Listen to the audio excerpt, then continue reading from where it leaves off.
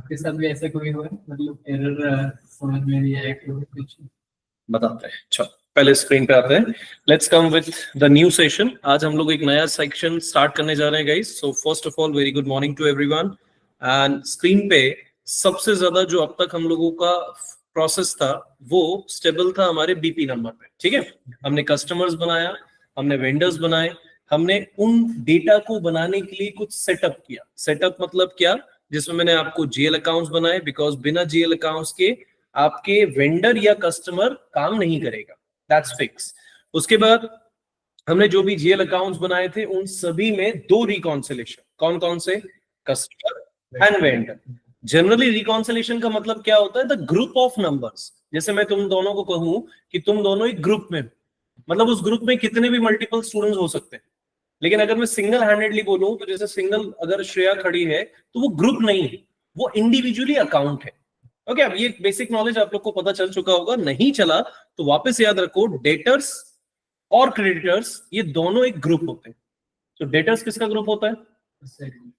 Debtors किसका group होता है? That is customer. And creditors किसका ग्रुप होता है? That is vendor. अब मेरी भाषा में डेटर्स और क्रेडिटर्स याद रखो, अपनी लैंग्वेज में उसे वेंडर्स के ग्रुप कहो या कस्टमर्स के ग्रुप कहो। पूरी स्टोरी हमारे इन कस्टमर और वेंडर के ग्रुप में ही है, जो आज से हम जो पहला टॉपिक, कंपनी का पहला रोल डेजिग्नेशन हम स्टार्ट करने जा रहे हैं, that is a entries. Okay, ये सब तुम लोगों को कंपनी में ऑलरेडी अवेलेबल मिलेगा। अगर अवेलेबल है तो डेफिनेटली तुम्हारा बाद में कोई भी प्रॉब्लम नहीं होगा।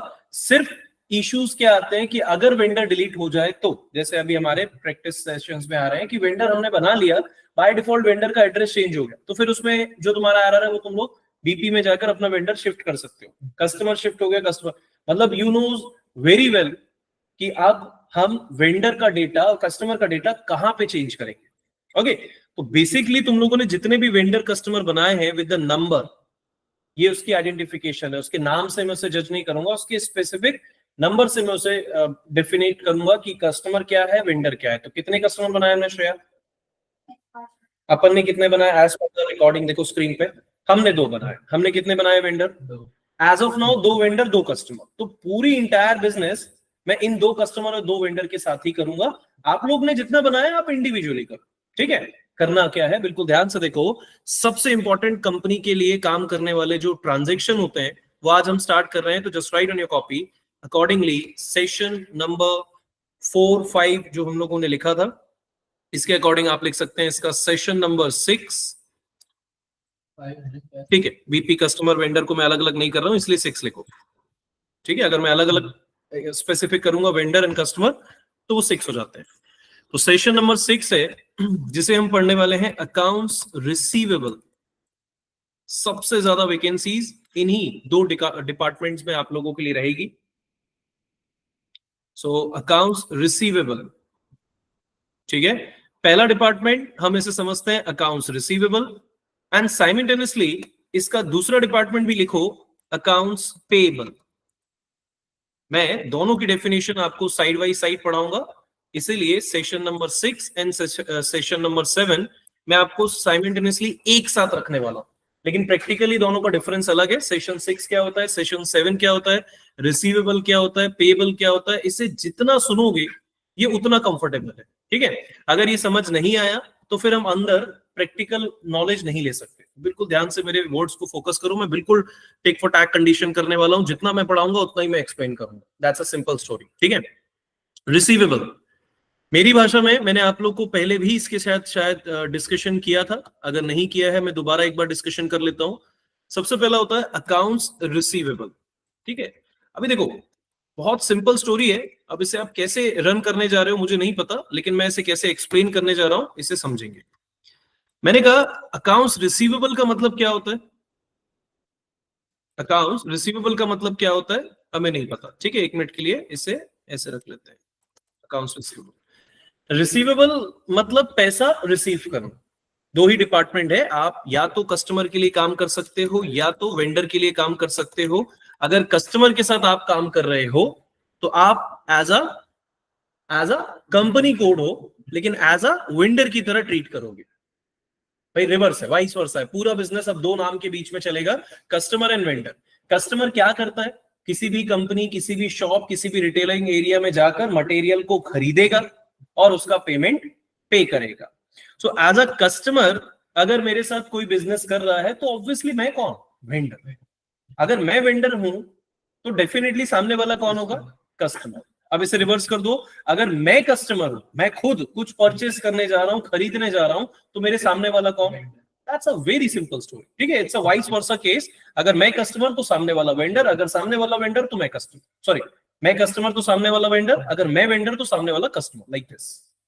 स्टोरी में कस्टमर और वेंडर के बीच में हम हैं, we are a company code, ठीक है। अगर मैं एक बार कस्टमर के साथ बिजनेस करूं तो मैं वेंडर की तरह ट्रीट करूंगा खुद को, अगर वेंडर के साथ बिजनेस करूं तो कस्टमर की तरह ट्रीट करूंगा खुद को। बस ये माइंडसेट आपको पता होना चाहिए, राइट। सो अगर कस्टमर है, बिल्कुल प्रैक्टिकल भाषा में कस्टमर मटेरियल को खरीदता है। द परचेस, जो मटेरियल है वो मेरा डिपार्टमेंट नहीं है, मुझे मटेरियल की क्वालिटी, कैलिब्रेशन, पैरामीटर्स मुझे नहीं जानना, मुझे मटेरियल का पैसा चाहिए, that's it, we are a finance team, okay. तो अगर कोई भी कस्टमर आपसे प्रोडक्ट खरीदेगा तो पैसे वो आपको पे करेगा या पैसे लेगा, that's a very simple story. अगर एक कस्टमर है मेरे कंपनी में आकर मुझे कोई भी प्रोडक्ट, फॉर एग्जांपल हम एक इलेक्ट्रॉनिक शॉप में बैठे हुए, हम लोग डिस्ट्रीब्यूटर हैं, हम लोग इलेक्ट्रॉनिक डिवाइसेस जैसे मोबाइल, एलईडी, टीवीज, ये सब हम सेल करते हैं। एक रेंडम कस्टमर आता है, रेंडम कस्टमर आने के बाद उसने मुझसे एक एलईडी पसंद किया, लेट्स टेक एग्जांपल 50,000 रुपीज की एलईडी पसंद किया। जो मटेरियल वो परचेस करेगा, जो मुझसे लेकर जाएगा, वो मटेरियल मैनेजमेंट वाला जानता है, कौन सा मटेरियल, क्या कैलिब्रेशन एंड एवरीथिंग। मैं क्या जानता हूं, वो मटेरियल का पैसा। तो कस्टमर मुझे पैसे पे करेंगे या पैसे देंगे, पे करेंगे, और मैं कस्टमर से पैसे लेने वाला हूं या उसे देने वाला हूं। तो सारी स्टोरी मुझ पर है, मैं हूं, आई एम द पर्सन जो कस्टमर से पैसे रिसीव करे। पैसा मतलब अकाउंट्स, रिसीव करना मतलब एक्सेप्ट करना या लेना। तो अकाउंट्स रिसीवेबल ऑलवेज किस डिपार्टमेंट के लिए पढ़ा जाता है, कस्टमर डिपार्टमेंट के लिए। क्लियर, मतलब हम वेंडर हैं और हम कस्टमर से पैसे रिसीव करेंगे। So accounts receivable is always works against the customer. बिल्कुल पिक्चर इजी है, टफ बिल्कुल नहीं है, सिर्फ आपको समझना है। Now it's come to payable. तो अकाउंट्स पेबल मतलब क्या, जो पैसे पे करे। तो अकाउंट्स पेबल का मतलब जस्ट इमेजिन कि अगर मैं कस्टमर हूं, मैं कस्टमर हूं, आई एम द कस्टमर, तो मैं किसी शॉप पे गया, मतलब एक स्टोरी हो गई कि एक कस्टमर आता है मुझसे एलईडी टीवी खरीदता है और पैसे देता है। लेकिन इस बार मैं खुद पर्सन हूं, मैं खुद कस्टमर हूं, मैंने एलईडी टीवी खुद खरीदा।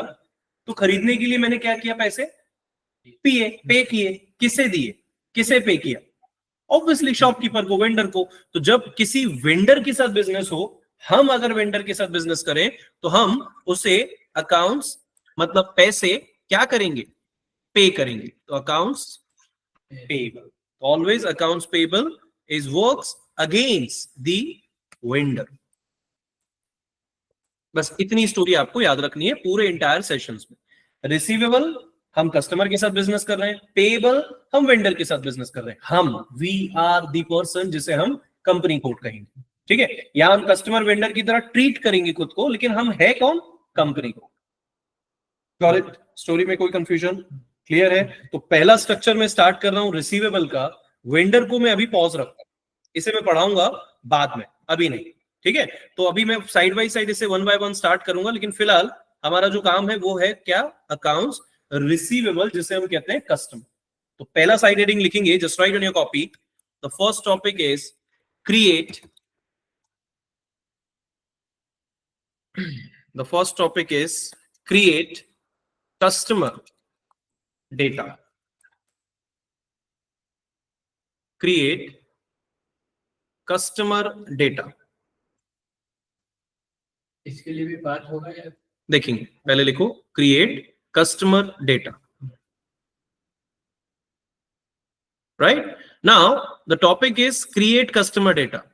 बिल्कुल ध्यान से समझो, कस्टमर डेटा को बनाना है, राइट।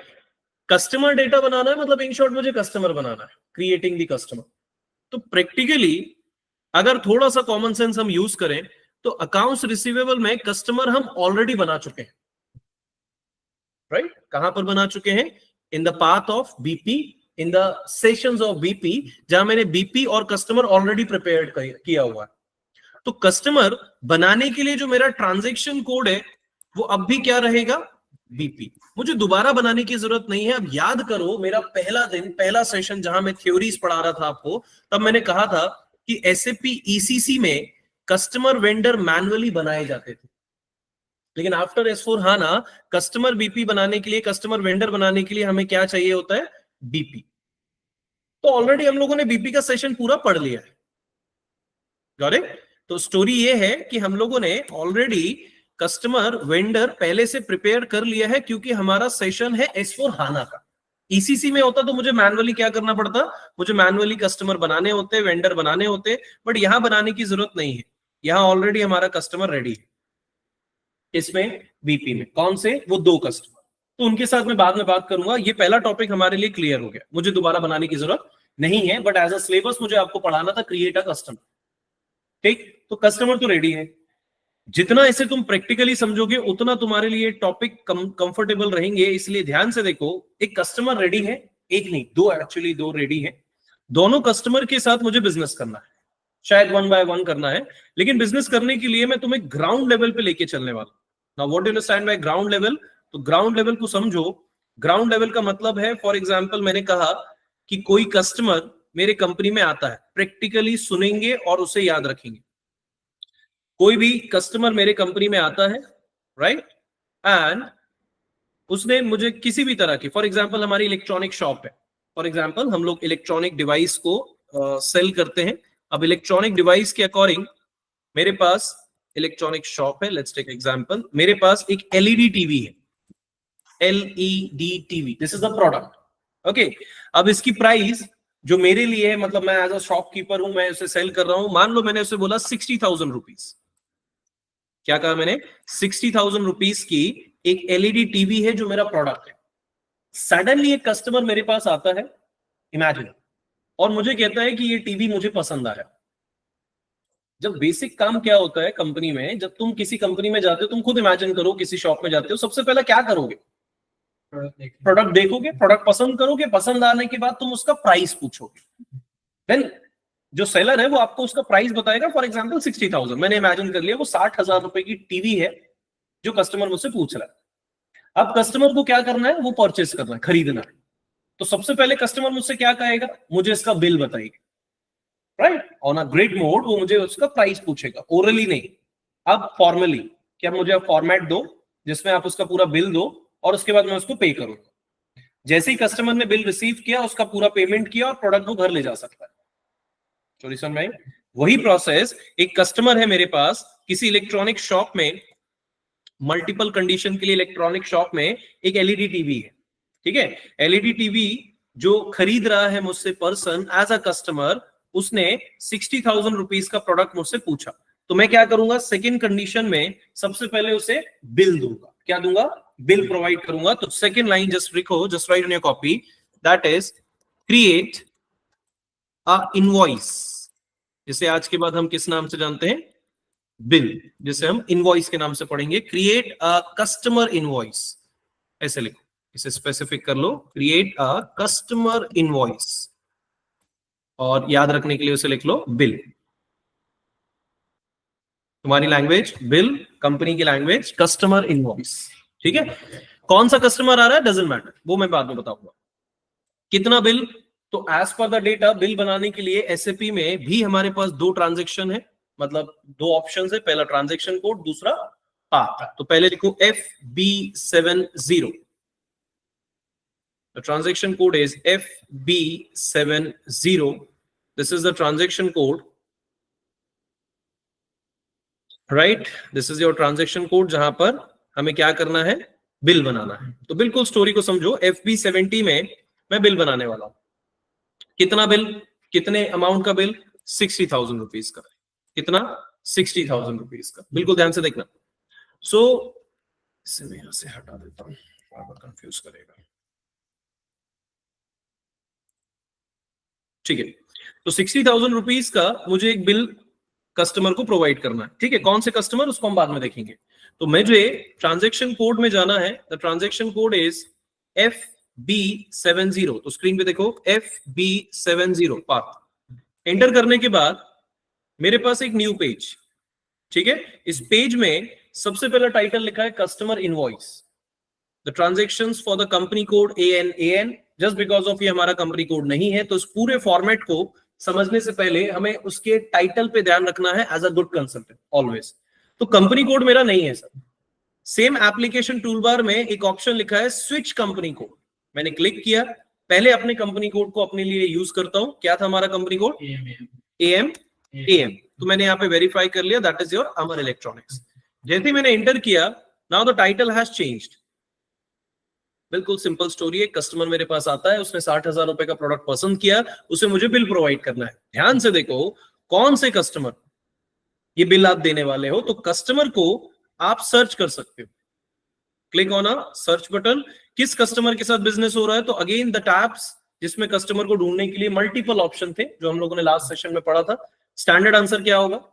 Company code. तो कंपनी कोड में जैसे मैंने एंटर किया, कितने customer? 2 customer, 1002 1003। As per the scheduling मेरे पास 2 कस्टमर है, जिससे मैंने बीपी में बना रखा है 1002 1003। अब ये आपकी मर्जी है, आप किसके साथ बिजनेस करना चाहते हो। फॉर एग्जाम्पल मैंने पिक कर लिया 1002 के साथ, मतलब ATC कस्टमर। देखो नाम नहीं आता, सिर्फ उसका स्पेसिफिक नंबर आता है। सो वो जो ATC कस्टमर है उसके साथ अब हम बिजनेस करने जा रहे हैं। सो द ट्रांजैक्शन इज और द नंबर इज 1002। ठीक है, ये है मेरा वो कस्टमर जिसके साथ अब मैं पूरा बिजनेस करने वाला हूं। कितने अमाउंट का? 60,000 रुपीज का। ठीक है, तो इनवॉइस और पोस्टिंग। अब यहाँ पे डेट्स पे आ गए हम। याद करो हम लोगों ने एक डेट फॉर्मेट बनाया था, कहां पर? फाइनेंशियल ग्लोबल सेटिंग में मैंने आपको साल भर की एंट्री कही थी। अगर याद है तो वेल एंड गुड, याद नहीं है तो रिवाइज करेंगे। वो डेट्स जिसमें हम लोगों ने पूरे साल का एंट्री वेरीफाइड किया था OB52 में। कहां पर? I will open the same PDF जहां पर तुम लोगों को पढ़ाते समय मैंने एक फाइनेंशियल ईयर बनाया था। अगर इंडिया का है तो OB29 में मैंने उसे वेरीफाइड किया था, और ओपन एंड क्लोज पोस्टिंग में उसके पूरे साल भर की एंट्री रन की थी। वेरीफाइड कर देता हूं कैसे। इसे ओपन कर लेते हो अगले पेज पे। The transaction code is OB52। तो ये ग्लोबल सेटिंग अब दोबारा यहाँ पे यूज करेंगे। कौन सा पोस्टिंग पीरियड था? एक ही था हमारे लिए। Okay, what happened? AM is not available. Okay, I think data change हुआ है। हमारा AM था ये ना, AM ही था ना। ओके, आई थिंक यहाँ पे कुछ डेटा मिसिंग है। Let me check with the global setting. What was that? OBBO। यहाँ पर AM है या नहीं? Check once. AM। Okay, something is missing, मतलब डेटा हमारा डिलीट हो गया है। तो late me check with OB29। OB29 नहीं, सॉरी, मुझे बनाना नहीं है। Let me check OB37। ये हमारा ग्लोबल सेटिंग है। ठीक है, मेरा कंपनी कोड है AM। It's okay, $S percentage अभी भी ठीक है। Now click on OBBO। ये डेटा मेरा डिलीट हो गया है, तो मुझे इसको जल्दी से बना लेना है। ये सेकंड सेशन था, open variant for example share. Now press enter and से इसे मुझे वापस जोड़ना पड़ेगा OBP से। ठीक है, मुझे इसे कंपनी कोड से जोड़ना पड़ेगा, बिकॉज डेटा कई बार चेंज हो जाता है क्योंकि हम कंपनी सर्वर में। Now it's verified and let me open with OB52। OB52 में AM की एंट्री खाली पड़ी है। ओके, दैट्स इट, अभी मिल गया सर। राइट, तो ये हमारे पास वो डेटा था जो मिसिंग था, वापस हो जाता है, कभी सर्वर में डिलीट हो जाता है, मुझे बनाना पड़ेगा। तो देखो AM में मैंने फाइनली कितने एंट्रीज की थी? 16th पीरियड की। मतलब प्रैक्टिकली कहां से स्टार्ट हो रहा है? अप्रैल 2025 से कहां पे क्लोज हो रहा है? मार्च 2026 पे। लेकिन बाद में भी बैकअप एंट्रीज हैं, बट डजंट मैटर, हम 12 मंथ में बहुत इनफ है हमारा डेटा। ठीक है, तो जो भी डेटा मैं यूज करने जा रहा हूं एज अ इनवॉइस डेट, मेरे पास पूरे साल भर की एंट्री पड़ी। मैं किसी भी मंथ में, किसी भी डेट में, बैक मंथ में, फ्यूचर मंथ में मैं एंट्री कर सकता हूं। बट डिपेंडेंसी इनवॉइस डेट होता क्या है एंड पोस्टिंग डेट होता क्या है? ये सबसे इजी क्वेश्चन है जो जनरली तुमसे नहीं बनता। डेट हमें पता है, we have limitation from 1 to 16। मतलब मुझे पता है मैं अप्रैल 2025 से 2026 के जुलाई तक बिजनेस कर सकता हूं, ये मेरा फाइनेंशियल ईयर है। फाइनेंशियल ईयर 12 ही मंथ का है, लेकिन 4 मंथ मैंने एक्स्ट्रा लिए स्पेशल पीरियड बोलकर. But according to the story, what is your posting date and invoice date? तो इसे बहुत इजीली समझो, बहुत ज्यादा इसको हाई प्रोसेस रखने की जरूरत नहीं है. इनवॉइस का मतलब, जैसे मैंने कहा कि तुम कंपनी में आए एज अ कस्टमर, तुमने इलेक्ट्रॉनिक शॉप में एलईडी टीवी पसंद किया, आपने सिर्फ उसे इसका रेट पूछा और घर चले गए. There is no communication, there is no like business. Simple आपने पूछा, अच्छा ठीक है 60,000 दैट्स ओके, हम बताएंगे, और घर चले गए. जिस दिन आपने इंक्वायरी की, जिस दिन आपने एक रफ इनवॉइस रिसीव किया, that is your invoice date. बिल्कुल, इससे ज्यादा इजी कुछ नहीं होता. आप किसी कंपनी में डायरेक्ट जाने के बाद सडनली ऐसा नहीं है कि आप खरीद लेते हो, आप इंक्वायरी करते हो. फॉर एग्जांपल, आपने पूछा इनवॉइस का एक रफ, एक प्रोफॉर्मा इनवॉइस लिया आपने, और दैट्स इट, हम बाद में बात करेंगे करके छोड़ दिया. That is your invoice date. Now the posting date means, अब आप कंपनी में गए, आपने विजिट किया था नहीं किया था डजंट मैटर, आपने उससे बिल पूछा और बिल रिसीव किया और पेमेंट आगे बढ़ा दी. जिस दिन हमने एंट्री की, मतलब एज अ वेंडर आप मेरे कंपनी पर आए, आपने मुझे पेमेंट पूछा, मैंने आपको पेमेंट बताया, और इवन मैंने आपको बिल दे दिया, साथ में प्रोडक्ट भी दे दिया. तो वो हो गई इनवॉइस के साथ पोस्टिंग डेट. पोस्टिंग डेट जिस दिन मैं अपने सिस्टम में एंट्री करूं, इनवॉइस डेट जिस दिन सडनली स्टूडेंट या कोई भी कस्टमर आपसे डिस्कशन करे. क्लियर है बोथ द ऑप्शन? अगर नहीं पता तो क्या करेंगे? डायरेक्टली क्लिक करना है इस ऑप्शन पे and then click on a help button. पहला स्टेटमेंट पढ़ो, specify the issue date of the original document. अब जैसे बार बार मैं प्रोडक्ट कह रहा हूं, आप उसे डॉक्यूमेंट याद रखो, क्योंकि हमारी पूरी स्टोरी डॉक्यूमेंट में थी. इशू डेट मतलब हमने वेरीफाई कर दिया कि आप हमारे पास आए, हमने इशू कर दिया, आपको दिया नहीं है. ओके, इशू करने का मतलब है, मान लो कई बार तुम बुकिंग करके आते हो लेकिन 10 दिन के बाद उसकी डिलीवरी लेते, लाइक दिस. तो इशू डेट मतलब जिस दिन आपने इनवॉइस रखी कि हाँ मुझसे बिल मांगा था, प्रोसेस हुआ है नहीं हुआ doesn't matter. Now what is your posting date? तो पोस्टिंग डेट मींस जिस दिन आपने उसकी entry, date which is used when entering the document in FIC, मतलब जिस दिन मैं अपने सिस्टम में उसकी एंट्री करूं कि ये प्रोडक्ट जा चुका है. राइट? तो दोनों डिफरेंस बड़े इजी हैं, लेकिन याद रखना है कि इनवॉइस डेट और डॉक्यूमेंट डेट चेंज हो सकती है, डिफरेंस हो सकती है. जिस दिन इंक्वायरी हो रही है वो डेट अलग हो, जिस दिन पेमेंट हो रहा है, या not payment, it's a billing, जिस दिन प्रोडक्ट जा रहा है वो डेट अलग. तो दोनों डेट अलग हो सकती है, लेकिन फिलहाल हम सारी स्टोरी किसके साथ करेंगे? आज की करंट डेट में, 23 जुलाई 2025. मतलब तुम्हारी मर्जी, तुम 10 साल के बाद भी प्रोडक्ट खरीद सकते हो अगर कंपनी बचती है तो. ये कोई कॉमन सेंस, इसमें कोई स्पेसिफिक याद नहीं रखना है. जिस दिन तुम विजिट करोगे उस दिन की डेट इनवॉइस डेट, जिस दिन तुम खरीद रहे हो उस दिन की date posting date. That's it. Right? तो वो डिफरेंस कुछ भी हो सकता है साल भर के अंदर. एज अ कॉमन सेंस, हम फाइनेंशियल ईयर में है ना, तो फाइनेंशियल ईयर के अंदर हम काम करेंगे. तो 12 मंथ में से मैंने आज की डेट चुनी, 23 जुलाई. Both the date are same. अगर डिफरेंट ले रहे हो तो डोंट वरी, उसमें कोई एरर नहीं आ रहा, बट याद रखना कि दोनों डिफरेंस है. Cross CC number, specify GL number, reference. Reference का मतलब क्या होता है पहले मैं समझा देता हूं, स्पेशल GL इंडिकेटर्स बाद में आएंगे. फिलहाल रेफरेंस. रेफरेंस मतलब किसी का स्टेटमेंट. जैसे मैं तुमसे कहता हूं तुम क्या खरीदने जा रहे हो, तो तुमने एक LED टीवी पसंद किया, राइट? तो उसकी जो इनवॉइस है, जो बिल है, उसमें मैं क्या लिखूंगा? फॉर एग्जांपल मैंने डाला इनवॉइस 1. हो सकता है आप मुझसे बहुत सारी चीजें खरीदो, तो बिल 1, बिल 2, बिल 3, बहुत सारी डेटा एक ही कंपनी में हो तो बिल 3, बिल 4, बिल 5, मैंने डाल दिया invoice 1. That is just a reference. होता ना भाई, 11वें नंबर की इनवॉइस ले आओ, लाइक दिस. कई बार कंपनीज में सुनोगे 7th इनवॉइस ले आओ, 8th इनवॉइस ले आओ. जिस दिन जो बिल बनाया जाता है उसकी एंट्रीज करने के लिए हम उसे इनवॉइस 1, इनवॉइस 2, इनवॉइस 3 ऐसे कहते हैं कस्टमर के ब्याह. अगर मैं तुमसे 1002 वाले कस्टमर का डेटा मांगू तो तुम्हें पता होना चाहिए इसको कितनी इनवॉइस गई है. तो ये पहली इनवॉइस जा रही है, इसलिए मैंने डाला इनवॉइस 1. क्रॉस सीसी नंबर नहीं पता. अमाउंट प्रोसेस मुझे पता है, अमाउंट का मतलब कितने अमाउंट का बिल है, तो मैंने मैनुअली आपसे क्या कंडीशन बनाई? 60,000 रुपए की एक LED TV. Currency company code पे काम कर रहा है इसलिए INR रहेगी. टैक्स अब तक मैंने नहीं पढ़ा है, तो अभी ये विदाउट टैक्स बिलिंग होने वाला. टैक्स अमाउंट नहीं है, बिजनेस एरिया नहीं है. टेक्स्ट.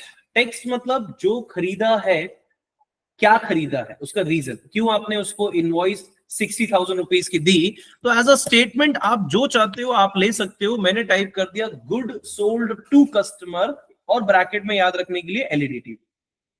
ये मेरे कॉमन स्टेटमेंट है. आप जो लेना चाहते हो ले लो, दैट्स अप टू यू. कि जो बिल दिखेगा उसमें जब रीजन आएगा कि 60,000 रुपए आपने क्यों इसे रिसीव किया था या प्रोडक्ट आपने बेचा था, तो प्रोडक्ट क्या है, तो उसका टेक्स्ट आपको दिखेगा कि that is you are selling something in good way और एलईडी टीवी। ओके, टेक्स्ट आपके ऊपर है। ये है वो जीएल एंट्री जहां पर हमें पोस्ट करना है। बिल्कुल ध्यान से देखो, इस जीएल अकाउंट्स में मतलब हमारे वापस FS00 के उन सारे जीएल अकाउंट्स में जो हमारे एएम के लिए थे, उसमें एसेट, एक्सपेंस, इनकम, लायबिलिटी सब थी, लेकिन एक ग्रुप मैंने बनाया था ट्रेडिंग। राइट, आप क्या कर रहे हो, आप कस्टमर को 60,000 रुपीज का प्रोडक्ट क्या कर रहे हो, सेल कर रहे हो, बेच रहे हो, तो we have to use the sales account. That's it, इसलिए मैंने बना के रखा था। आप बोलोगे सर दूसरा अकाउंट नहीं बना सकते, आप बना सकते हो, आपकी मर्जी, लेकिन ज्यादातर हम मटेरियल बेच रहे हैं तो उसका रीजन हम क्लियर रखते हैं कि we are going to create some sales account, क्योंकि मैंने कुछ बेचा, तो जो भी कस्टमर को मैं बेचूंगा वो सब सेल्स अकाउंट से बेचूंगा। ठीक है, ऐसा मैं चाहता हूं, आप क्या चाहते हो आपके ऊपर। तो यहां पर मैं कौन सा अकाउंट यूज करूंगा, 401 सेल्स। क्रेडिट है, डेबिट है, सिस्टम इस बार ऑटोमेटिकली यूज कर रहा है, इसे हम बाद में समझेंगे। बेसिक थ्योरी है जो बहुत टफ लगेगी बाद में, अभी नहीं, अभी रिलैक्स। अभी वो क्रेडिट है, क्रेडिट होने दो। अच्छा, बात कर लेते हैं क्रेडिट क्यों है, फिर थोड़ा समझो। पैसा आ रहा है, पक्का, दैट्स अ सिंपल स्टोरी। अब उससे ज्यादा मैं तुम्हें समझा भी नहीं सकता, ये कॉमन सेंस है। कौन 401 से क्या आ रहा है, पैसा आ रहा है, पैसा जा रहा है, पक्का। यहां कॉमन सेंस काम करेगा। क्रेडिट, तुम्हारे अकाउंट में क्रेडिट हुआ तो बैंक के अकाउंट में क्या हुआ, मेरे अकाउंट से डेबिट हुआ तो बैंक के अकाउंट में क्या हुआ। ये 401 किसका अकाउंट है, कंपनी कोड का। Whose your company code, Amar electronics Mumbai. किसके साथ काम कर रही है, 1002, राइट। 1002 इज व्हाट, जब मैं से इंटर करूंगा तो यहां पे उसका टेक्स्ट आएगा पूरा। 1002 को प्रोडक्ट बेच रही है, तो प्रोडक्ट बेचा, पैसे। अब यहां पे कॉमन सेंस बोला मैंने, तुम कोई प्रोडक्ट बेचोगे तो पैसे आ जाते हैं, सडनली आ रहा है अभी। इनवॉइस में कभी पैसे आते हैं, तुमने इनवॉइस दी है, मतलब प्रोडक्ट की कीमत चली गई ना तुम्हारे पास से, तुम्हारा प्रोडक्ट चला गया। प्रोडक्ट खरीदा तो था तुमने कुछ, तुमने 50 रुपए का सामान खरीद के 100 रुपए बेचा, राइट। तो 50 रुपए में जो खरीदा है वो तो तुम्हारा सो कॉल ऑफ इन्वेस्टमेंट है ना, तुमने प्रोडक्ट बेच दिया। तो बेचने के जस्ट तुरंत बाद पैसा नहीं आया ना, अभी स्टोरी में पैसा कहाँ आया है, ये तो प्रोडक्ट जा रहा है, सेल्स हो रहा है। तो तुम्हारा अकाउंट क्या हो रहा है, क्रेडिट। तुम्हारे बैंक से क्या हो रहा है, पैसा, बैंक से पैसा जा रहा है, तुम क्रेडिट कर रहे हो कि भाई मुझे कस्टमर पैसे देगा, दिया नहीं है, राइट। ये इमेजिनेशन है। तो जो भी कस्टमर की एंट्री होती है जीएल अकाउंट में वो क्रेडिट होती है, बैंक अकाउंट में वो डेबिट हो। अब ये थोड़ा टाइम लगेगा समझने में, बट रिलैक्स, अभी हमें इसे मैनुअली बदलना नहीं है, वो फिक्स है। कितना अमाउंट, 60,000, तो मैनुअली टाइप कर दो 60,000। एक तरीका था मैनुअली। अब एक तरीका, कई बार जब तुम ऊपर मैनुअली टाइप करते हो तो कई बार मिस्टेक हो जाती, मल्टीपल अकाउंट्स है, मल्टीपल प्रोडक्ट है, तो कई बार तुम कंफ्यूज करोगे अपने आप को कि ऊपर अमाउंट नीचे अमाउंट डिफरेंट हो सकता है। तो डिफरेंस ना हो इसलिए हम टाइप करते हैं star. What do you understand by star, to copy the amount. Okay, अब आज एक और थ्योरी समझ ली हमने स्टार की। पहले हमने sum of the all accounts, आज हमने देखा copy the amounts. And tab button को ऑन करके बहुत सारे ऑप्शंस है, judicial number, assignments, values, date, bank date, ये सब आएगा बाद में, अभी नहीं चाहिए। अभी चाहिए टेक्स्ट। जो टेक्स्ट तुमने यहां डाला है, या तो तुम मैनुअली टाइप करो good sold to customer TV, या तो तुम टाइप करो प्लस। जैसे मैंने एंटर किया, system will automatically copy the amount जिसे मैंने स्टार प्रेस किया था, एंड टेक्स्ट देखो ऑटोमेटिकली कॉपी हो गया, good sold to customer LED TV. तो स्टार वर्ड बनाकर लिख लो। स्टार का मतलब होता है, डबल इन्वर्टेड कॉमा में लिखेंगे, स्टार का मतलब होता है कॉपी द अमाउंट जो आपने ऊपर बेस में टाइप किया है, एंड प्लस का मतलब होता है copy the text. Copy the amount, और प्लस का मतलब होता है कॉपी द टेक्स्ट। मतलब एक बार आप टेक्स्ट टाइप कर दो, उसके बाद आप पे कर सकते हो। अब ध्यान से देखो, सारी इन्वेंट्री हो गई है 1002 कस्टमर, का नंबर आ चुका है, जिसके लिए मैं डेट फिक्स कर चुका हूं 23 जुलाई। अमाउंट मैंने डाल दिया मेरे मैनुअल इमेजिनेशन से, और उसका टेक्स्ट डाल दिया कि मैं क्या बेच रहा हूं, किसे, एटीसी कस्टमर हिंजेवाड़ी महाराष्ट्र को, पर्टिकुलर वेंडर को, कस्टमर को, सॉरी, ठीक है। कितने अमाउंट का, 60,000 का। कितना, गुड सोल्ड टू कस्टमर। बाकी चीजें अभी मुझे नहीं चाहिए। जैसे ही मैं इसे सेव करूं तो system will post a document, right. लेकिन अगर कुछ एरर आ जाते हैं तो दैट इज योर लक कि आप ट्रेनिंग के बीच में ही कुछ एरर्स को देख पा रहे हो, जिसमें पहला एरर जो आपको दिख रहा है वो है ग्लोबल कंपनी। तो एरर की लिस्ट की जो पेज तुम्हारे पास ओपन है, इसे लिख लो। This is a common error जो जनरली नहीं आता, लेकिन अगर आ जाए तो फिर थोड़ा कंफ्यूज करता है। Global company is not supported, global company is not supported.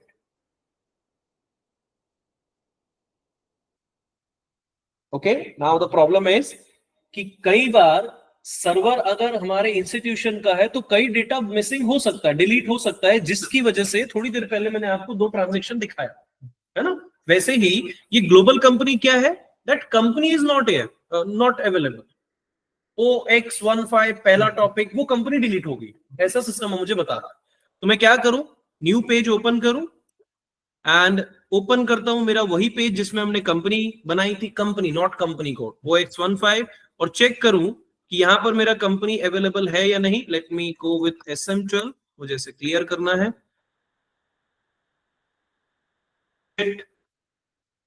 And select all the log tables and delete all. Okay, now again use the same code OX15, और यहां मेरा कंपनी शायद किसी से डिलीट हो गया है। Let me check with the position AM. See, there is no AM. मतलब मेरा global company is not supported, मतलब डिलीट हो गया। तो क्या करना पड़ेगा, click on a same new entry, click on a same AM, click on a same address या जो भी तुम्हें चाहिए है, ठीक है। क्या बनाया था हम लोगों ने, अमर इलेक्ट्रॉनिक्स, चेंज कर देते हैं पार्थ इलेक्ट्रॉनिक्स या पार्थ कंपनी बना लेते हैं, ठीक है। PO बॉक्स ले लेते हैं for example, like this city which is okay in Pune, country language की EN for English, currency INR, उसका स्ट्रीट डाल दिया हम लोगों ने हिंजेवाड़ी नहीं, थोड़ा सा बदल देते हैं, काटेबस्ती, दैट्स इट।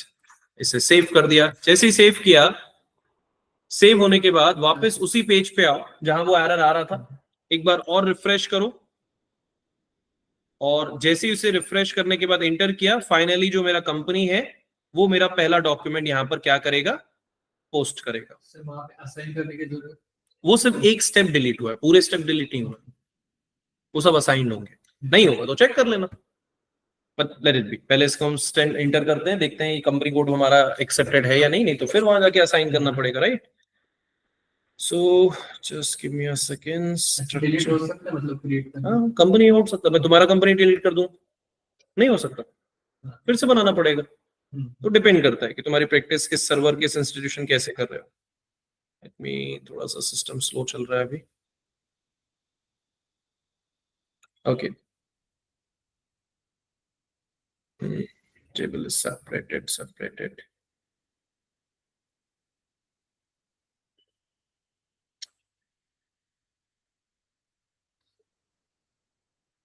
ठीक है, just give me a second, एक बार हम दोबारा बनाते हैं। FP70 enter. इसमें लॉक नहीं लगेगा, फिर डबल लगेगा। सर्वर लॉक है एक्चुअली, वो चल नहीं रहा है अभी, सर्वर रुक गया है। या दैट्स इट, ठीक है। तो ये हो गया मेरा डॉक्यूमेंट पोस्ट, मतलब मेरा इनवॉइस चला गया। क्लियर, बहुत सिंपल, बहुत एग्जाम्पल लेवल पे समझो। मेरे पास एक डॉक्यूमेंट पोस्ट हुआ, मतलब एक कस्टमर था जो आया रेंडमली और उसने 60,000 रुपीज का एक प्रोडक्ट मुझसे खरीद लिया। यहां चला गया प्रोडक्ट, इनवॉइस क्लियर, मतलब प्रोडक्ट इज गॉन। 60,000 रुपीज का प्रोडक्ट जा चुका है। देखो, एज अ वेंडर या as a company code, as a vendor आप क्या करोगे, आपने कस्टमर को एक प्रोडक्ट बेच दिया, ठीक है। एक कस्टमर्स को आपने क्या किया, एक प्रोडक्ट बेच दिया।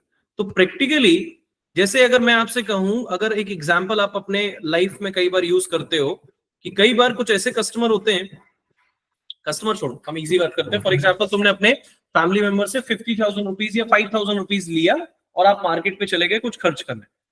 जब आप वापस घर आते हो किसी पिकनिक टूर के बाद या किसी भी तरह के एक्सपेंस के बाद, अपना वॉलेट चेक करते हो कि भाई मैंने आज दिन भर में कितना खर्च किया, कहां कहां पे खर्च किया। तो कई बार उनकी इनवॉइस रहती है कि मैंने यहाँ बिल दिया था, यहाँ बिल दिया था, यहाँ बिल दिया था। फाइनली 50,000 के बाद मुझे मान लो 5,000 मुझे मिले थे, अब 2,300 रुपए मेरे अकाउंट में पड़े। तो जो रिमेनिंग अमाउंट है वो मेरा खर्च हो गया होगा, मतलब मेरा पेमेंट हो गया होगा। वैसे ही अभी हमारे लिए बिल्कुल फ्रेश डेटा है, तो हमें कभी भी कंफ्यूजन नहीं होगा। लेकिन कंपनी में मल्टीपल कस्टमर, मल्टीपल पेमेंट्स, दिन भर में 10 बार कस्टमर हमसे प्रोडक्ट खरीद सकता है। कंपनी होता है जिसमें कई बार कस्टमर लाखों रुपए इन्वेस्ट करता है या लाखों रुपए रिसीव करता है इन टर्म्स ऑफ प्रोडक्ट। तो हर बार जैसे हम हमारा वॉलेट चेक करते हैं, वैसे हमें कस्टमर का अकाउंट या उसकी बैलेंस शीट चेक करनी होती है कि कितना लिया है, कितना दिया है। ये हर बार आपको क्लियर रखना होता है। तो एक मास्टर टी कोड या मास्टर टॉपिक जो आपको हर बार क्रॉस वेरीफाई करना है, प्राइमरी, मतलब ये प्रायोरिटी है आपकी। तो प्राइमरीली आपको सबसे पहले चेक करना है कि ये जो कस्टमर है 1002, इसने अब तक मुझसे कितना बिजनेस किया। तो पहला बिजनेस मैंने आज स्टार्ट कर दिया, तो मुझे कस्टमर का क्या चेक करना है, just right on your copy. The third step is display customer balance. इसे आप क्या कहना चाहते हो मुझे नहीं पता, लेकिन मैं पढ़ाना चाहता हूं बैलेंस। तो मुझे कस्टमर का अकाउंट बैलेंस या बैलेंस चेक करना है। And here we go the new transaction code जो एक यूनिक है तुम्हारे लिए, FD10N। इस बार 5 alphanumeric transaction code, it is FD10N 10N। Okay, FD10N ये ट्रांजैक्शन कोड है जहां मैं कस्टमर का बैलेंस चेक करूं। बिल्कुल ध्यान से देखो, मैंने न्यू पेज ओपन किया, ट्रांजैक्शन कोड यूज किया FD10N। जैसे मैंने एंटर किया, टाइटल हमें दिख रहा है कस्टमर्स बैलेंस डिस्प्ले। ओके, सबसे पहले क्या लिखा है, कस्टमर का स्पेसिफिकेशन। कंपनी कोड ऑटोमेटिकली आ चुका है, डिपेंड, आप मैनुअली टाइप कर सकते हो। किस फाइनेंशियल ईयर में, कौन सा फाइनेंशियल ईयर में काम कर रहे हैं हम, 25-26 पक्का? तो 2025, ठीक है। अभी 2025-26 खत्म नहीं हुआ ना, चल रहा है अभी। 2026 कब से स्टार्ट होगा, अप्रैल 2026 से। अभी हम 2025 में हैं।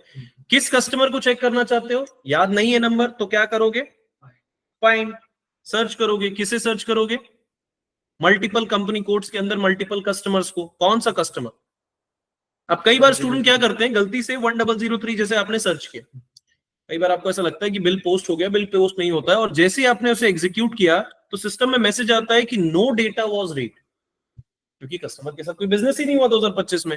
लेकिन हमारा कस्टमर अलग था, इसलिए हमने 1002 को यूज करना है, इसके साथ मैंने बिजनेस किया। तो जैसे मैं इसे एग्जीक्यूट करूं तो system will gives you the balance sheet. बिल्कुल रिलैक्स होकर स्क्रीन को समझो। यहां पर आ चुके हैं हम हमारे टारगेट में, जहां एक पोस्टिंग है डेबिट, एक पोस्टिंग है क्रेडिट, एक पोस्टिंग है balance. Don't worry about the cumulatives and sales and purchase, ये सब बाद में समझेंगे। डेबिट मतलब क्या, एज पर द थ्योरी, एक कस्टमर तुम्हारे कंपनी में आया, राइट, यहां से स्टोरी चालू होती है। बहुत कुछ है यहां सीखने के लिए, इसलिए ध्यान से देखो। एक कस्टमर तुम्हारे शॉप में आया, उसने कहा कि मुझे 60,000 रुपीज की एलईडी चाहिए। आपने वो 60,000 रुपीज की एलईडी उसे दे दी और इनवॉइस भी उसे दे दिया। तो एलईडी टीवी तो चली गई आपके पास, आपके अकाउंट से। भाई आपने भी तो खर्च किया था ना, आपने 60,000 रुपए की टीवी खरीदी है, इमेजिन। वो 60,000 रुपए आपके अकाउंट से चले गए, किसके अकाउंट को, एटीसी कस्टमर के अकाउंट को। Who are you, Amar electronics, जिसने 60,000 रुपए का एटीसी कस्टमर को प्रोडक्ट डेबिट कर दिया। ये बैंक स्टेटमेंट, ठीक है, प्रोडक्ट चला गया। कस्टमर ने वो 60,000 अब तक दिए नहीं है, दैट्स वाई वो कहां पर पड़ा हुआ है, बैलेंस में। मतलब अगर मैं तुमसे कहूं कि एटीसी कस्टमर के साथ बिजनेस करो, तो तुम बोलोगे सर उसका 60,000 रुपए बैलेंस, नहीं दिया उसने प्रोडक्ट का पैसा अब तक, right. Always remember the rule of finance, the debit values are always equal to the balance value, sorry, credit value, and balance values or balance is always what should be 0. Okay, no, okay, so balance values हमेशा हमारे लिए क्या होंगी, zeros होना चाहिए। तो as per the theory ये अभी इनकम्प्लीट है, क्योंकि 60,000 रुपए का प्रोडक्ट दे चुका है हम, मतलब एटीसी कस्टमर को दे दिया है हमने, लेकिन एटीसी कस्टमर ने वो 60,000 अब तक मुझे बैक नहीं किया, पे नहीं किया। तो अब मुझे क्या करना है, कस्टमर से पैसे चाहिए। क्लियर? तो कस्टमर से पैसे चाहिए, इसका मतलब the next step is, just write in your copy, incoming payment from customer. As for the topic, incoming payment from customer, ये हमारा टॉपिक है, जिसका ट्रांजैक्शन कोड इस बार थोड़ा यूनिक आपको देखने मिलेगा, F-28। इस बार जो ट्रांजैक्शन कोड है वो F-28 है, मतलब dash is also a transaction code, right? तो F-28 में 60,000 मैंने बिल दिया, मुझे कितना चाहिए, एज पर द डेटा मुझे 60,000 चाहिए, ठीक है। बट यहां से कस्टमर की वेराइटीज आती है। बहुत सारे कस्टमर ऐसे हैं जो वन टाइम पेमेंट नहीं करते, कुछ बोलते मैं ईएमआईज में दूंगा, मैं अभी कुछ पार्शियल दे देता हूं, फिर नेक्स्ट मंथ दूंगा। बट यहाँ हम सीख रहे हैं फर्स्ट टाइम, तो हम कोशिश करेंगे कि हमारे लिए प्राइम कस्टमर, जितना मांगा वो उतना ही देगा वन टाइम। तो पूरा 60,000 मुझे कौन पे करने वाला है, कस्टमर, ठीक है। ऐसा मैंने इमेजिन किया, हम धीरे धीरे कंडीशन पढ़ेंगे, कस्टमर नहीं देते पैसे, तो उस सिचुएशन में मुझे ट्रांजैक्शन कोड क्या यूज करना है, F-20। Title, the incoming payments. Okay, पूरे पेज में बहुत सारे डॉक्यूमेंट्स है, बट उसे हम वन बाय वन बाद में सॉल्व करेंगे। पहले हम समझते हैं what is your document date. अभी थोड़ी देर पहले एक कॉम्बिनेशन हमने पढ़ा था, first invoice date and second posting date, right? अब बिल्कुल ध्यान से सुनो, same dialogue, document date and posting date. तो आज के बाद याद रखो, डॉक्यूमेंट डेट को ही इनवॉइस डेट कहा जाता है। सिर्फ डिफरेंस ये है कि इनवॉइस का मतलब बिल देना, डॉक्यूमेंट का मतलब बिल का पेमेंट करना, बस इतना ही कंफ्यूजन है। बाकी डॉक्यूमेंट और इनवॉइस दोनों सेम रहेंगी। पोस्टिंग डेट मैंने अभी पढ़ा चुका हूं, जिस दिन हम पे करने जा रहे हैं, ठीक है। तो document date and posting date as per the rule book मैं अभी क्या लेकर चलना चाहता हूं, सेम। तो मैंने कोई भी डिफरेंस नहीं रखा। क्या होते हैं document type, periods, company code, currency, ये सब मैं बाद में पढ़ाऊंगा। मैनुअली ये ऑलरेडी एक्टिवेट हो चुके हैं, इसलिए उनका कंफ्यूजन नहीं होगा। Other document number, reference, header text, clearing text, CC numbers, trading process, ये सब अभी नहीं समझना है, अभी रिलैक्स। ओके, होता क्या है ये तुम्हें पढ़ना पड़ेगा अपने लेवल पे थोड़ा थोड़ा, उसके बाद मैं अवेलेबल करूंगा। बट एज ऑफ नाउ मैंने सबसे पहले डेट डाली। सेकेंड हमारे पास है बैंक डेटा। भाई ये जो पेमेंट्स आप ले रहे हो, पेमेंट्स आप दे रहे हो, वो कौन से अकाउंट से दे रहे हैं? तो आपके जीएल अकाउंट्स में कौन सा ऐसा अकाउंट है जहां से आपके पेमेंट के ट्रांजैक्शन हो रहे हैं? तो हमारे पास एक ही अकाउंट है जिसे हम बैंक कहते हैं। बैंक से ही पैसा जा रहा है, बैंक में ही पैसा आएगा, फ्रॉम कस्टमर, फ्रॉम वेंडर और व्हाटएवर। ओके, तो मेरे पास एक ही अकाउंट है। कौन सा अकाउंट? बैंक। तो मैंने यहाँ पे टाइप कर दिया 1। देयर इज नो टेक्स्ट, यहाँ पे सिर्फ मुझे बैंक का नंबर चाहिए। नहीं पता तो क्या करेंगे, सर्च करने के बाद हमारे चार्ट ऑफ अकाउंट्स में जितने भी अकाउंट्स होंगे वो सारे मुझे एक लिस्ट ओपन कर देंगे, वापस वही जो हमने यहाँ पे जीएल अकाउंट ओपन करके बैठे हैं। मुझे पता है इसमें बैंक कौन सा है, एक ही है, तो आप डाल दो एचडीएफसी बैंक। कितना अमाउंट, अकाउंट और अमाउंट। तो as per the theory customer prime है, जितना मांगा उतना दे दिया। आइडल कस्टमर पूरा पैसा देते हैं।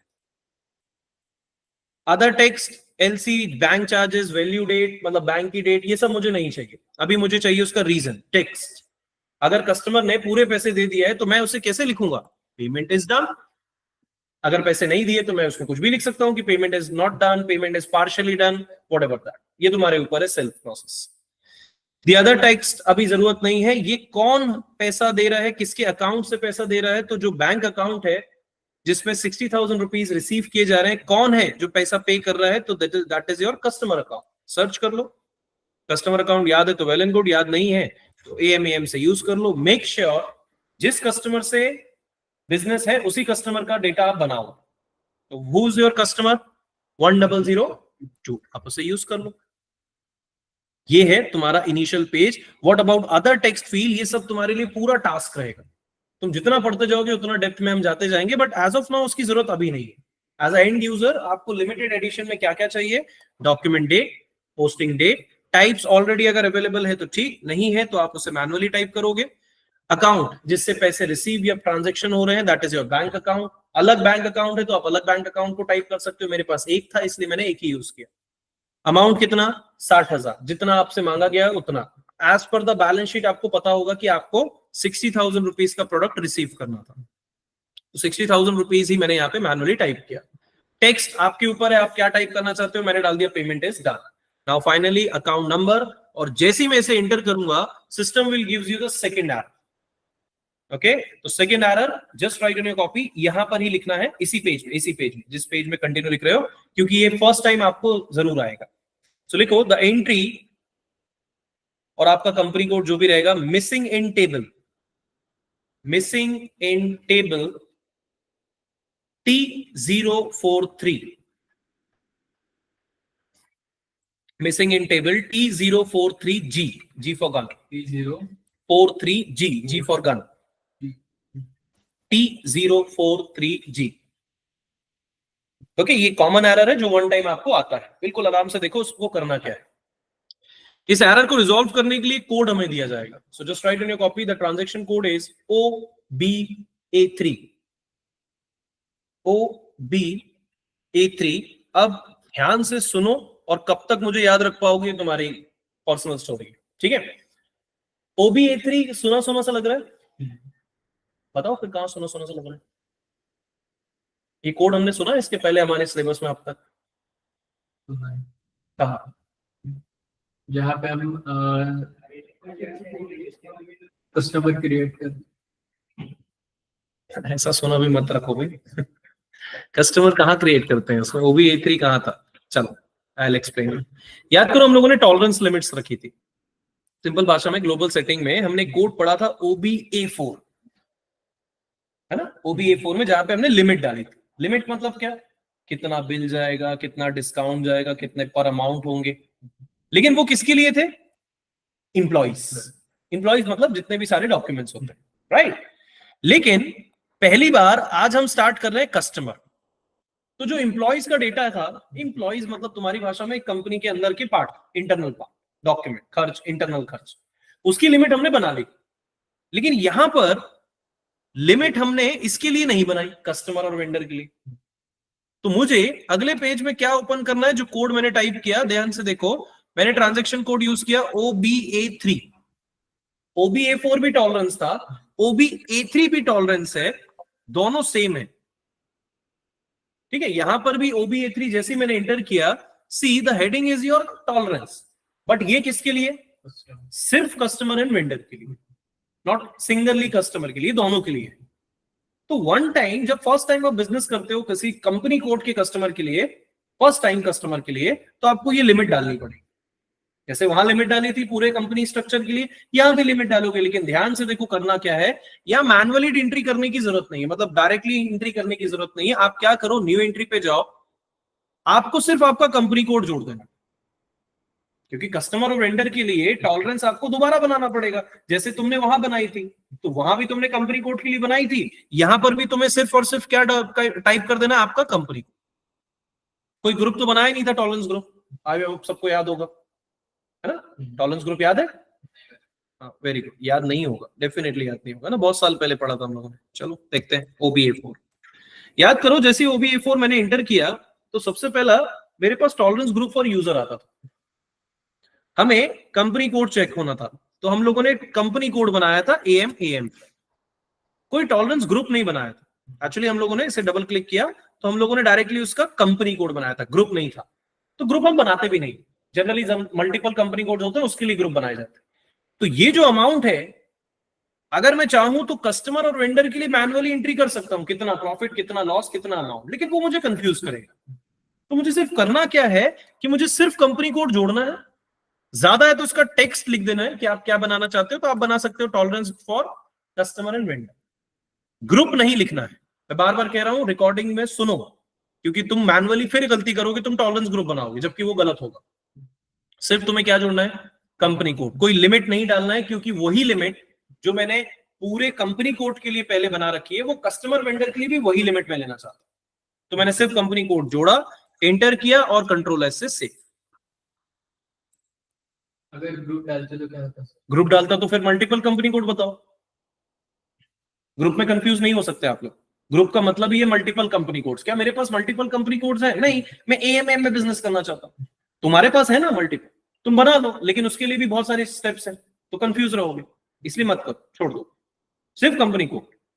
तो जो एएमएम की लिमिट थी मैंने अपने लिए बना के रखी थी कितनी, 99999, वही सेम एंट्री अब मेरे उसी कंपनी कोड के कस्टमर भी फॉलो करेंगे। और तो स्टोरी अच्छे से सुन लो। मैंने कहा कि जैसे पार्थ और श्रेया दोनों मेरे कंपनी के पार्टनर्स हैं, मेरे कंपनी के अंदर इंप्लॉइज हैं, तो मैंने कहा पार्थ को मैंने 10 लाख रुपए की लिमिट दी और श्रेया को मैं 50 लाख की लिमिट दी, तो ये मैं इंडिविजुअली एंट्री करूंगा इस पेज में भी। लेकिन अब मैं कह रहा हूं कि अब ये दोनों को मैं सेम डेटा देना चाहता हूं, तो तुम एक कस्टमर हो, ये मेरे लिए वेंडर है, तो दोनों को मैं सेम डेटा देने के लिए जो मेरी कंपनी कोड की लिमिट थी वही मैंने तुमसे जोड़ दी। मैंने कोई नंबर नहीं दिया, मैंने सिर्फ जोड़ दिया। इससे अब मेरी कंपनी को 10 करोड़ पे इन्वेस्ट करती है तो मैं तुम लोग को 10 करोड़ तक पैसे ट्रांजैक्शन कर सकता हूं, ये लिमिट थी। तो जैसे ही ये एरर आपको फर्स्ट टाइम आएगा, आपने OBA3 को रिजॉल्व किया, दोबारा से रीस्टार्ट करने की जरूरत नहीं, सिर्फ आप उसे एंटर करो, वही पेज आपका ऑटोमेटिकली अगले पेज पे आ जाएगा, and this is your master page. यही है जिस पेज पे हम सारी एंट्री करते हैं। आप रिफ्रेश कर लो, डोंट वरी, आप यहां पर मत आओ, दोबारा आप चले जाओ F-28 में, राइट। मैंने वापस अपनी डेट डाली, फिर मैंने उसमें क्या डाला, अकाउंट नंबर बैंक का, कितना पैसा देना है 60,000, क्या देना है टैक्स, पेमेंट इज डन। किस कस्टमर के थ्रू, मेरा एक कस्टमर 1002। जब मैंने इंटर किया था तो एरर आया था, अब नहीं आएगा, क्यों? क्योंकि उसका एरर मैंने OBA3 में रिजॉल्व कर दिया। नाउ जैसे ही मैंने इसे एंटर किया, फाइनली मैं उसी पेज में आके रुक गया हूं जिस पेज में, इस पेज को मास्टर ट्रांजैक्शन पेज कहते हैं। यही है तुम्हारी सारी एंट्री पूरे डे भर की, जहां मल्टीपल टैब्स हैं, मल्टीपल टाइटल्स हैं, मल्टीपल एप्लीकेशन है, बट फिलहाल हमारा ध्यान नीचे वाले टैब्स में हो। This is your amount inter, मतलब कितना अमाउंट आपको मांगा जा रहा है। तो 60,000 रुपीज आपसे मांगा गया था as a invoice, 60,000 rupees customer उसका पे कर रहा है, that's why the not assign value is 00।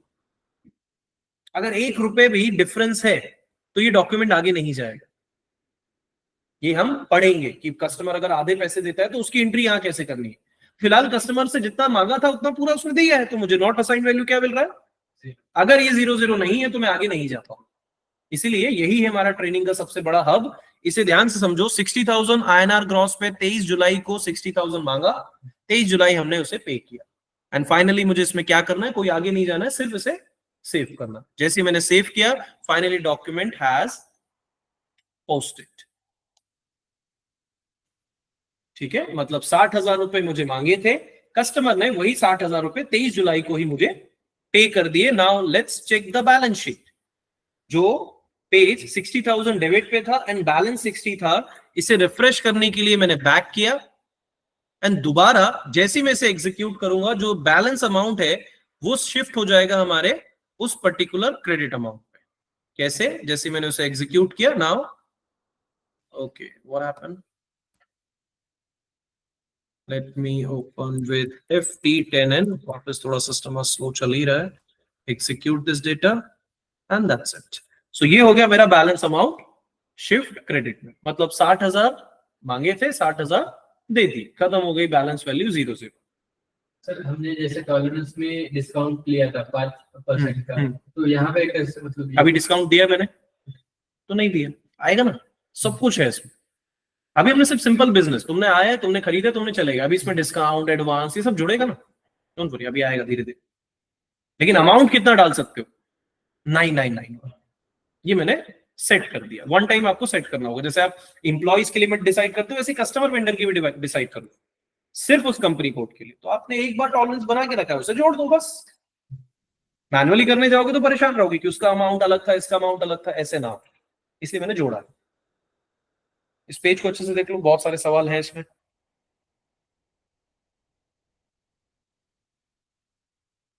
अच्छा मुझे बताओ, ये 4th नंबर की एंट्री क्यों हो रही है भाई? 1 से हो सकता था। हाँ, पीरियड लिया था, that is your period, very good. First period is your April, तो ये जो फर्स्ट है वो क्या है, अप्रैल। नेक्स्ट मई, नेक्स्ट, जून, आज क्या है, तो जुलाई की कौन सी तारीख में बिजनेस हो रहा है, कहां दिख रहा है यहाँ पे? हाँ नहीं दिख रहा है, नहीं 4 तारीख नहीं है, 4 पीरियड है, फोर्थ पीरियड है, वो जुलाई है। तो कब ये 60,000 लिए थे जुलाई के, ये तो पता चल गया जुलाई में है, बट कब, तो इस पे डबल क्लिक करोगे, system will open the page and line item generate होगी। 23 ऑफ जुलाई को डॉक्यूमेंट रिलीज हुआ था, ड्यू डेट थी 23 ऑफ जुलाई, और 23 ऑफ जुलाई को ही क्लियर हो गया। अब मैंने बिल्कुल इजी रखा है, आज ही आया, आज ही देखा, आज ही खरीदा और ले गया, ऐसा नहीं होता कंपनी में। एक ही दिन पे सब ट्रांजेक्शन नहीं होते। कितना, 60,000 document generate. Now my question is, तुमने डॉक्यूमेंट की एंट्री पढ़ी है, सीखी है मुझसे, कहां पे चेक करते थे डॉक्यूमेंट्स, कोड याद है? ज्यादा टाइम नहीं लगता भूलने में, चेक करो कॉपी में, कहा मैंने डॉक्यूमेंट डेट आपको चेक करना सिखाया था, एक मास्टर कोड पढ़ाया था।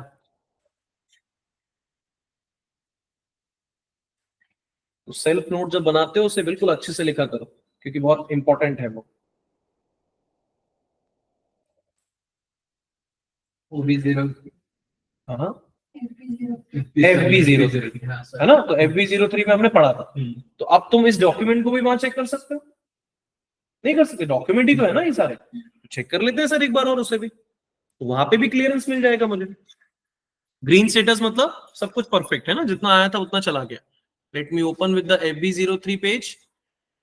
सर्वर स्लो है आज एक्चुअली, स्टक हो रहा है। द कोड इज FB03, इसे एंटर करो। कौन सा डॉक्यूमेंट नंबर, 18000 नहीं है तो यहाँ पे कॉपी पेस्ट कर लो, ठीक है। 18000 EM के लिए, कौन से फाइनेंशियल ईयर के लिए, 25। जैसे इंटर करोगे system will open the same entry जो आज हमने ATC कस्टमर के साथ सेल्स अकाउंट में 60,000 रुपीज रिसीव किए। तो हर डॉक्यूमेंट यही मिलेगा, बट यहां जाने की जरूरत ही नहीं, जब बैलेंस शीट में मुझे दिख रहा है। फर्दर स्टोरी आराम से देख लो। ये है हमारा पहला सेक्शन जिससे हमने कस्टमर के साथ बिजनेस करना है। कस्टमर आया बिल्कुल मैनुअली, तो उस कस्टमर ने परचेस करा या कस्टमर ने कुछ भी खरीदा, तो उसके लिए मैंने उसे सेल किया, जो इनवॉइस दी, और उसका पेमेंट उसे रिसीव कर लिया। सिंपल। बैलेंस चेक करना हमेशा प्राइमरी होता है, क्योंकि बैलेंस एक ऐसा डॉक्यूमेंट है जिसे आपको वेरीफाई करना होगा कितना पैसा लिया है, कितना पैसा नहीं लिया। Everything is perfect. ओके, सो इस सेक्शन में जो पीडीएफ मैंने तुम लोग को दिया है, थोड़ा उसे जरा याद करने की या समझने की कोशिश करो। इस पीडीएफ को मैं आपको बता दूं, ये एक ECC सर्वर की पीडीएफ है गाइस। तो ECC सर्वर में क्या होता था, कस्टमर या वेंडर अलग से बनाए जाते थे। तो OBD2 कहां पढ़ा था हमने, कस्टमर हमने जब बनाया था BP सेक्शन में, तो मैंने आपको मैनुअली पढ़ाए थे कि कस्टमर हम लोग को क्या करना है, चेक करना है अकाउंट्स रिसीवेबल में।